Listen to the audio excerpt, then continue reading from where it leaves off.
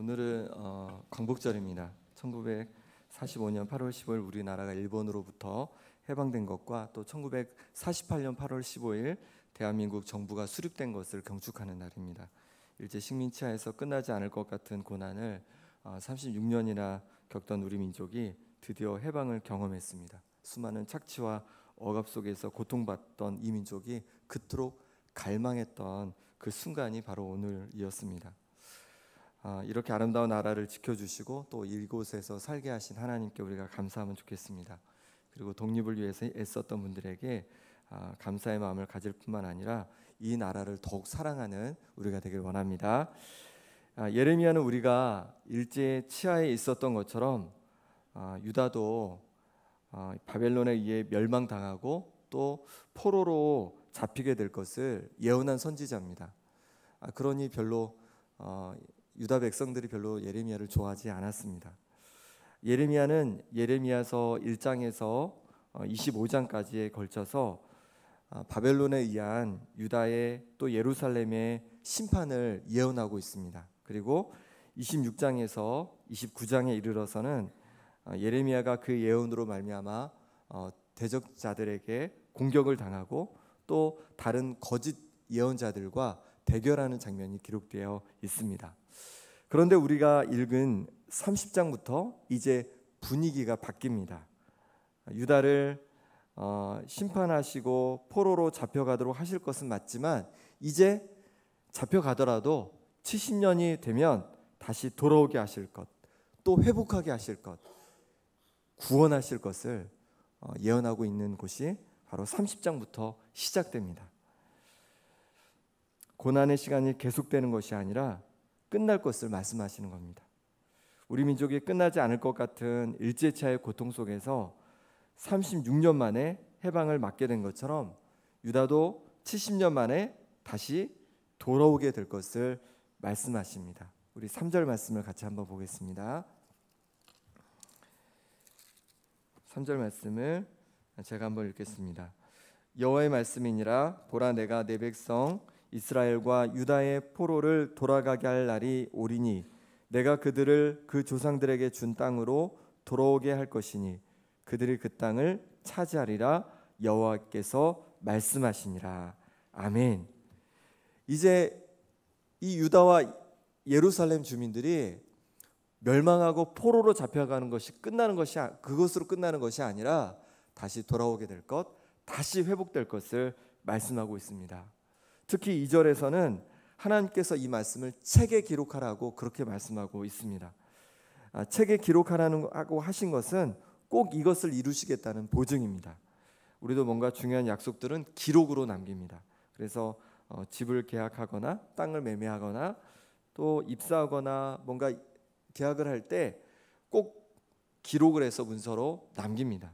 하나님께서는 유다를 70년 만에 꼭 다시 돌아오게 하겠다는 확증으로 책에 기록하게 하셨습니다. 이 시간 힘든 시간을 보내고 있는 성도님들이 있을 겁니다. 자녀 문제 때문에 힘들어하시고 또 경제적인 문제로 힘든 분도 있을 것이고 또 여러 관계 문제 때문에 힘든 분도 있을 것 같습니다. 우리가 힘든 시간을 보낼 때에 기억할 것은 무엇이냐면 이 순간이 지나간다는 것입니다. 하나님께서 이 순간을 꼭 지나가게 하신다는 것입니다.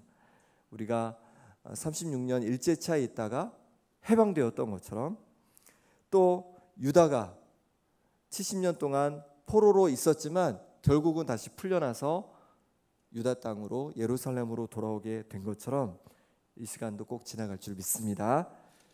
올해 여름 참 덥습니다. 그리고 참 길게 이어지고 있습니다. 제가 우리나라에서 한 번도 보지 못했던 그 온도를 경험하고 있습니다. 하지만 끝날 것 같지 않던 여름이 조금씩 누그러지고 있습니다. 제가 한번 그 날씨를 좀 보니까 내일부터 한 1, 2도 정도 더 낮아지더라고요. 그래서 지금은 36도, 37도 계속 그걸 찍고 있는데 내일은 한 34도까지 내려간다고 합니다. 그리고 최저 온도는 25도까지. 최저 온도도 한 1, 2도 정도 좀 낮아져서 자는데 좀 편하지 않을까라는 생각을 해봅니다. 그리고 이제 다음 주면 그리고 최소한 2주 정도만 지나면 이제 이 무더운 더위도 다 지나갈 줄 믿습니다. 마찬가지입니다.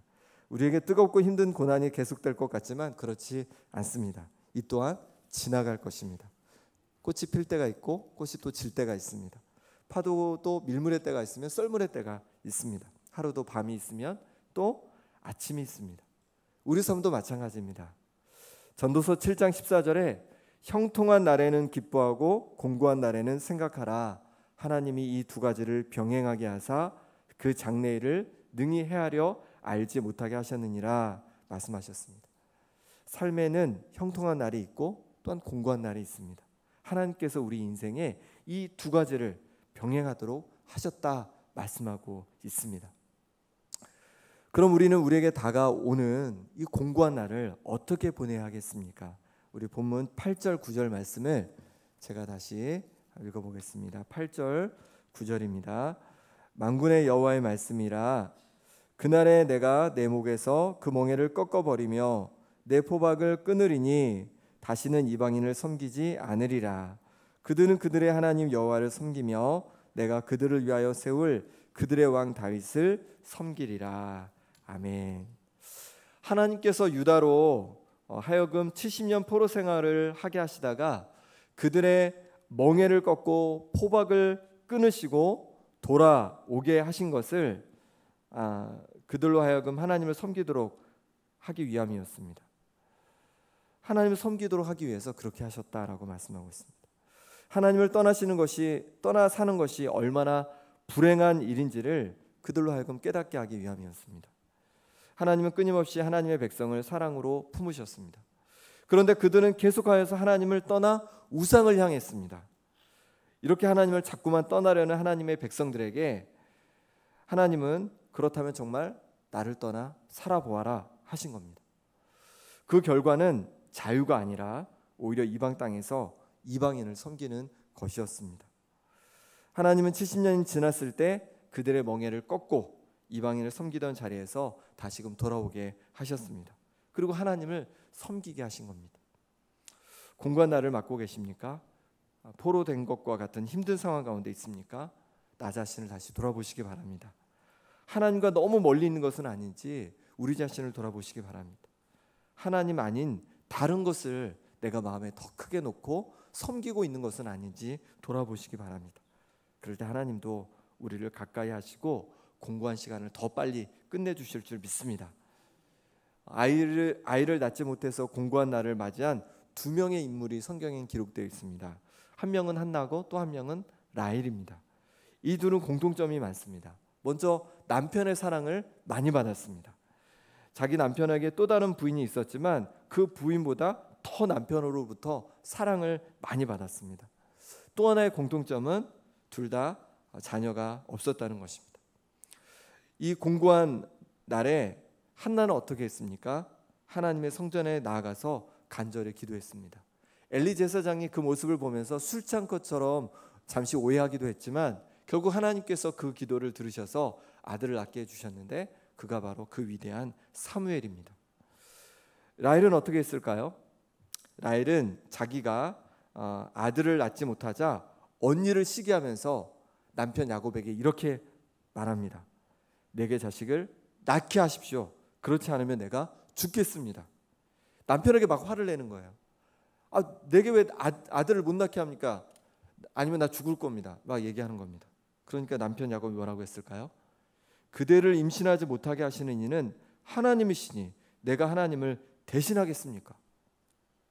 그렇습니다. 야곱이 자녀를 못 낳게 한 게 아니었죠. 그러자 라헬은 어떻게 합니까? 그 시기심과 질투심을 이기지 못하고 자기의 여종을 야곱에게 들여보내기까지 합니다. 그리고 결국은 내가 죽겠노라 라고 말한 것처럼 아기를 낳다가 죽음을 맞이하게 됩니다. 여러분 공고한 날에 어떤 반응을 보이고 계십니까? 이것도 사실은 습관입니다. 어떤 습관을 가지고 계십니까? 원망하고 낙심하십니까? 아니면 겸손히 주님 앞에 낮아져서 자신을 돌아보고 하나님의 때를 기다리고 계십니까? 공고한 날에 우리 자신을 더욱더 돌아볼 수 있기를 바랍니다. 제가 처음 이제 부목사 사역을 나갔을 때 저긴 청주 쪽으로 나갔는데 여름이었습니다. 그때도 굉장히 더웠습니다. 에어컨 설치를 의뢰를 했는데 에어컨이 막 시간이 많이 지나는데도 설치가 안 되는 거예요. 계속 너무 바쁘다고 설치를 안 해주는 겁니다. 낮에는 교회에서 그 시원한 바람과 함께 잘 지냈지만 밤에 가면 너무 더워서 힘들었습니다. 무엇보다도 아내가 그 당시 이제 출산을 한 지 6개월쯤 지났을 때거든요. 첫째를. 그래서 딸과 함께 어디 가지도 못하고 집에서 그 더운 여름에 고생을 참 많이 했습니다. 그렇게 고생을 한참 하다가 문득 그런 생각이 들었습니다. 왜 하나님께서는 하나님의 사랑받는 나를 또 우리 가정을 이렇게 힘들게 하실까? 그리고 그 이유가 분명히 있겠다 생각이 들었습니다. 그래서 가만히 생각해 보니까 이유를 하나 찾을 수 있을 것 같았습니다. 에어컨 때문에 힘드니까 에어컨과 좀 관계가 있다고 생각을 했습니다. 제가 서울에 있는 화곡동에서 이제 전세로 살고 있었는데 살던 집에 새로 이사 오는 분이 집에 찾아오셔서 잠시 만났었습니다. 그분은 어느 교회 집사님이셨습니다. 집을 보러 오셨을 때 이런저런 이제 대화를 나누고 돌아가셨는데 문득 그곳에 제가 설치해 놨던 그 에어컨을 그냥 드리면 좋겠다는 생각이 들었습니다. 원래 에어컨을 전에 교회에서 무료로 주신 것이었기 때문에 그냥 좀 거저 드리면 좋겠다라는 생각을 했습니다. 그런데 그 에어컨의 가격을 인터넷으로 알아보니까 생각보다 비싼 거였습니다. 더군다나 아내가 이제 막 출산을 한 상태였고 또 딸 생각도 하니까 안 되겠는 거예요. 그래서 그냥 떼서 가지고 갔습니다. 근데 이게 원인인 것 같다는 생각이 들었습니다. 그래서 아내를 통해서 한번 그분한테 다시 한번 전화를 해보라고 했습니다. 상황이 어떤지.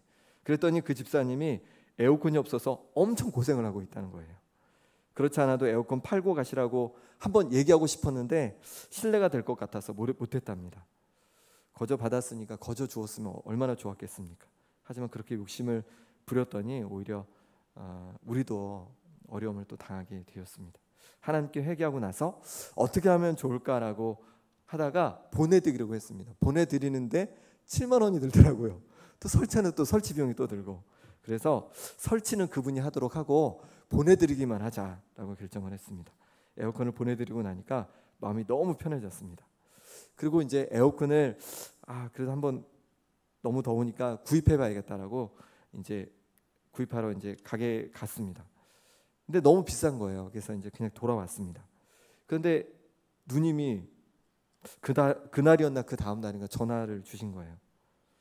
이제 이사도 하고 이제 사역도 시작하게 됐는데 뭐 해준 것도 없고 내가 좀 뭘 좀 사라고 좀 보내주고 싶다는 거예요. 그래서 보내왔는데 그 돈을 딱 보니까 에어컨 제가 봤던 에어컨 그 돈과 또 저 7만 원을 또 보냈잖아요. 그 돈 합친 금액 정도의 금액을 딱 보내줬더라고요. 그래서 에어컨을 샀습니다. 이틀 만에. 그렇게 설치를 안 해주던 그 에어컨이었는데 이틀 만에 설치 기사가 와서 설치해 주어서 참 시원하게 그 여름을 보냈던 기억이 납니다. 힘든 시간에 나 자신을 돌아보니까 그 문제에 대한 답을 찾을 수 있었습니다. 하지만 여러분 삶에는 이런 작은 일과 비교할 수 없는 공고한 날을 보내고 계신 분이 있을 것 같습니다. 또한 아무리 생각해도 그 이유를 알 수 없는 그런 고난을 겪고 있는 분도 있을 것 같습니다. 욥처럼 말입니다. 욥은 아무 잘못도 없었는데 갑작스러운 엄청난 고난을 당하게 되었습니다. 여기서 우리가 무엇을 배울 수 있을까요? 우리 인생의 주관자가 하나님이시라는 사실입니다.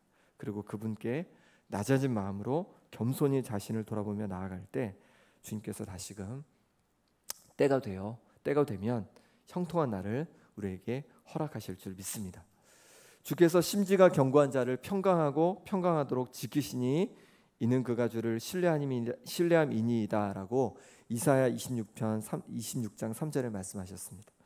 어떤 환경 속에서도 주님을 신뢰함으로 우리의 마음을 견고하게 지키는 자를 평강하도록 지켜주신답니다. 우리 삶에는 늘 형통한 날도 있고 공고한 날도 있습니다. 그 모든 환경보다 더 크신 주님을 신뢰하기에 흔들리지 않고 마음을 지키는 우리가 되기를 원합니다. 그럴 때 주님의 평강이 우리를 감쌀 것입니다. 우리 마음속에 평강을 주시고 마음의 평강이 임할 때 우리의 상황도 차츰 평강으로 인도받을 줄 믿습니다. 함께 기도하겠습니다. 주님 우리에게 때론 공고한 날을, 때론 형통한 날을 주심에 감사합니다. 이 모든 날 동안에 우리의 환경을 바라보고 기뻤다, 원망했다, 흔들리는 우리가 되지 않게 하여 주옵소서. 오직 그 환경이 아니라 주님을 바라보고 주님을 신뢰해서 마음을 굳게 지키는 우리가 되게 하여 주옵소서. 예수 그리스도 이름으로 기도드립니다. 이 시간 우리 함께